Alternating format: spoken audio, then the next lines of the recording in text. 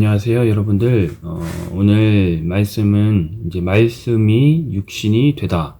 말씀이 육신이 되다. 라는 제목으로 말씀을 나누기 원합니다. 여러분들 혹시 내가 내뱉은 말이 그대로 실제 상황으로 연출된 적 있으십니까? 예를 들어 만약 여러분들에게 어떠한 공책이 있습니다. 그런데 그 공책에는 이제 신비한 힘이 있습니다. 여러분들이 작은 것 그대로 토시 하나 안 틀리고 이 그대로 그 공책에 쓰면 이루어지는 그러한 신비한 공책입니다. 이를테면 이겁니다. 그 공책에 여러분이 만나고 싶은 그런 이성의 외모, 키, 몸무게, 성격, 장점, 가족관계, 기타 등등 다 빼곡하게 이제 공책에 이제 한 10페이지 정도로 그렇게 적습니다. 그렇게 적은 후에 다음날 아침에 눈을 뜨면 그 공책에 쓴 그 문자 그대로 그 사람이 실제 사람이 된다고 여러분들 가정을 해 보시기 바랍니다. 여러분들 어떠십니까? 지금 이 영상을 보고 좀 흐뭇해 하시는 몇 분이 좀 상상이 되는데, 좀 제가 드립은 자제하도록 하겠습니다. 어쨌든 간에 뭐 적절한 예가 아닐 수도 있겠는데, 그 일본 애니메이션 중에 이 데스노트라는 그러한 만화가 있습니다. 이 데스노트에 이제 뭐 남자분들 같은 경우는 사실 많이 보셨겠지만, 이 데스노트의 이름, 날짜, 시간, 죽는 방법, 이것을 그 데스노트에 그대로 적으면 이제 그 사람이 죽게 됩니다. 그러면서 이제 만화가 진행이 되는데 사실 굉장히 재밌게 본 만화입니다. 제가 이제 두 가지 예화를 들었는데 사실 뭐 말도 안 되는 그러한 일들입니다. 어떻게 공책에 쓴 그대로 여러분들이 쓴 문자 그대로 현실 세계에 그것이 반영이 될 수 있겠습니까? 그런데 이러한 말도 안 되는 그 이야기가 바로 성경의 이야기고 예수님의 이야기다라는 사실입니다. 요한복음 1장 14절 말씀입니다. 말씀이 육신이 되어 우리 가운데 거하심에 우리가 그의 영광을 보니 아버지의 독생자의 영광이요 은혜와 진리가 충만하더라. 방금 읽은 말씀처럼 구약 성경의 모든 말씀들이 실제 사람이 되었다라고 요한복음은 증언을 합니다. 특별히 여기서 거하심에 라는 단어의 원어는 사실 천막을 치다 라는 그러한 뜻의 동사입니다.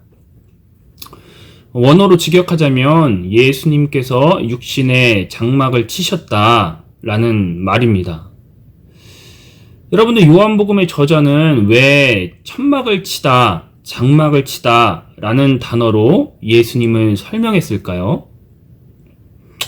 이는 바로 출애굽 시절의 성막을 연상시키기 위함입니다. 하나님께서 이스라엘 백성들을 출애굽시키셨습니다. 그리고 시내산에서 모세를 부르십니다. 뭐 여러 가지 말씀하셨는데 그 중에 가장 중요한 것이 성막입니다. 모세는 하나님께서 말씀하신 그대로 성막을 완성을 합니다. 그러자 무슨 일이 있게 됩니까? 출애굽기 40장 34절에서 35절 말씀입니다. 구름이 회막에 덮이고 여호와의 영광이 성막에 충만하매 모세가 회막에 들어갈 수 없었으니 이는 구름이 회막 위에 덮이고 여호와의 영광이 성막에 충만함이었으며, 그때 모세는 성막에 들어갈 수조차 없었다고 기록을 합니다. 왜냐하면 구름이 회막 위에 너무 진하게 덮였기 때문입니다. 여러분들 운전을 해보시는 분들은 아시겠지만 안개가 굉장히 무섭지 않습니까? 이 안개가 자욱해지면 1m 앞도 사실 보이지가 않습니다. 아마 그렇게 구름이 너무나 자욱해서 이 성막 안에 들어갈 수 없었던 것으로 보입니다. 결국 모세는 여호와의 영광이 어떠한 식으로 충만한지 구체적으로 그는 볼 수 없었습니다. 여러분, 얼마나 그 안에 들어가 보고 싶었겠습니까? 하지만 그는 구체적으로 여호와의 영광이 어떠한지 볼 수가 없었다. 이 사실입니다. 그런데 신약 시대에 오니까 하나님의 영광의 충만이 어떠한 한 인생을 통해서 구체적으로 보여지기 시작합니다. 다시 요한복음 1장 14절 말씀 읽어보겠습니다. 말씀이 육신이 되어 우리 가운데 거하심에 우리가 그의 영광을 보니 아버지의 독생자의 영광이요 은혜와 진리가 충만하더라. 위대했던 모세도 여호와의 영광을 구체적으로 볼 수 없었습니다. 여호와의 영광에 대한 현상, 그러니까 구름이 자욱한 현상만 보았지 그것이 구체적으로 무엇을 의미하는지 그는 알 수 없었다라는 것입니다. 여러분, 반면 요한복음 1장을 보시기 바랍니다. 하나님께서 육신에 장막을 치셨습니다. 그런데 우리가 그의 영광을 보니 라고 요한복음 기자는 당당하게 기록합니다.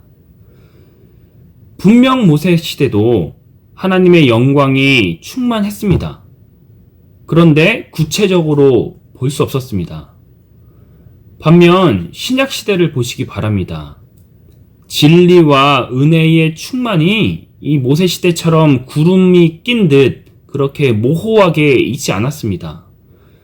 예수 그리스도라는 한 인생을 통해서 아주 구체적이고 역동적이고 그리고 또렷하고 명백하게 볼 수 있었던 것입니다. 구약시대에 성막을 지으라고 하나님께서 말씀하셨습니다. 그리고 성막뿐만 아니라 그 안에 부설기구들도 이제 만들라고 지시하셨습니다. 사실 아직까지도 해석하기 어려운 난제들이 많이 있습니다. 여러분, 하물며 모세 시대에 그들이 그 부속기구들을 다 만들면서 그 센치 같은 것들, 그 크기 같은 것들도 정확하게 만들면서 그것을 다 이해했을까요? 아닙니다.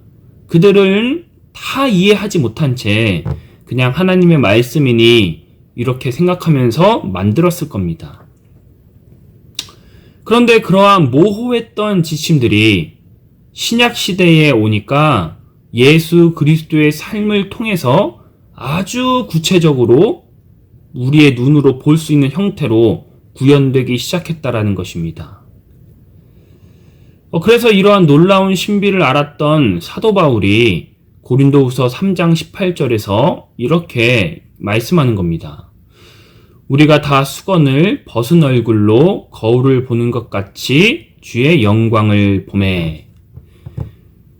드라마와 같은 일들, 제가 아까 이야기했던 예화와 같은 일들이 인류의 역사 한복판에서 일어난 것입니다.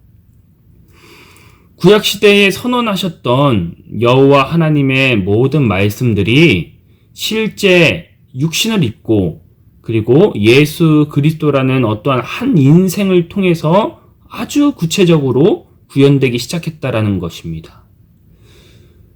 여러분, 말씀을 마칩니다. 이 말씀처럼 하나님의 말씀은 결코 모호하지 않습니다. 뜬 구름 잡는 식의 이야기도 아닙니다. 아주 구체적으로 우리들의 삶에 역동하십니다. 우리들에게 하셨던 어떤 말씀들이 정말 육신을 입고서 실제적으로 우리의 피부에 와 닿을 만큼 그렇게 아주 구체적으로 우리들의 인생을 이끌고 계시다는 사실을 믿으시면서 여러분들이 이번 한 주 사시면서 그 구체적이고 역동적인 그 말씀 안에서 살아가는 저와 여러분들이 되시기 바랍니다. 그러면 또 다음 주에 찾아뵙겠습니다.